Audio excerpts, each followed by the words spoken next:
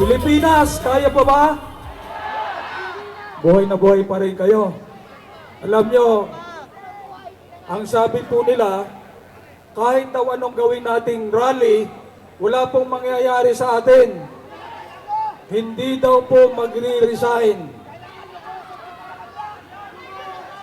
Pero tayo po ay nagpapasalamat sa UPI, sa pamumuno ni Major General Pokis, pagkat tayo ay naririto at magkakasama. Wala mang mangyari sa ating pinaglalaban, pero at least na ilabas po natin ang puot ng ating dibdib. Ang sama ng ating nararamdaman sa mga nangyayari po sa ating bayan sa panahong ito. Ang mga nangyayari po sa ating bayan sa kriminalidad, ang sabi, safe na raw po tayo sa ating mga kalsada. Hindi nyo nahalata? Kahit yung mga babaeng aso ayaw lumabas, takot ma-rape. Kanina lamang, meron pong pumunta sa ating tanggapan at humingi ng tulong. Isang 14 na taong gulang na dalagita mula sa Nueva Ecija. Siya po ay biktima ng rape, pumunta dito sa Maynila. 2 suspect na taga-Caloocan ang lumapastangan sa kanya. Hindi pa po nagtatagal, maraming mga nangyaring krimen sa ating pong bayan. Ang pinakahuli ay yung isang vlogger. Kilala niyo ba yon? Kahit pa siya po ay nasa kabilang panig, ating pong kinukundina ang kanya pong pagkamatay. Bagamat yung kanya pong pagkatao nung siya'y nabubuhay pa ay hindi po nagustuhan ng karamihan. Ang paglaban po sa kriminalidad, isa po sa advokasya ng Citizens Crime Watch. Sa mga nangyayari sa ating pong bansa, ang sinasabi po ng PNP ay safe na daw po tayo. Safe daw po tayo.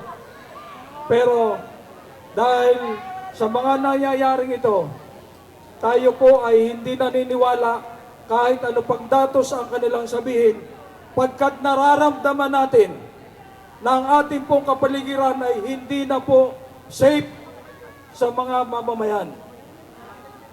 At ito po ay patuloy nating ipaglalaban. Ang korupsyon, isa po yan sa advokasya ng aming samahan. Alam naman natin kung ano po ang nangyayari sa ating bansa sa issue ng flood control. Ito po ang pinakamalaking iskandalo, hindi lamang po sa Pilipinas, kundi baging sa ibang bansa. Nakakahiya na po. Kung sinabi ng ating Pangulo nung huling SONA, mahiya naman kayo. Ngayon, magsusona uli, ano kaya ang sasabihin? Nahiya ba sila? Tayo po ay hiyang-hiya na. Pagkat lubog na po tayo sa kahirapan, lubog tayo sa baha, at lubog na rin po tayo sa kahihiyan. Ang sabi, tayo daw po ay middle class na. Ibig sabihin, asensado na ang ating bansa. Ngayon, kung asensado na ang ating bansa, kayo ba ay nakakaramdam na asensado na talaga tayo? Kung tayo ay hindi na naungutang, kung tayo ay hindi na nangihingi ng tulong, lalo na sa pagpapagamot natin, siguro masabi natin na maayos na ang ating buhay. Kaya lamang, nararamdaman natin na talagang napakahirap pa rin ang ating buhay. So hindi pwedeng sabihin natin sa datos lamang, kundi ano ang tunay na nararamdaman ng ating mga kababayan. So ipagpatuloy po natin ang ating pinaglalaban at tayo po ay patuloy pagsama-sama bilang isang bansa, one people, one voice, one Philippines. Mabuhay ang bansang Pilipinas!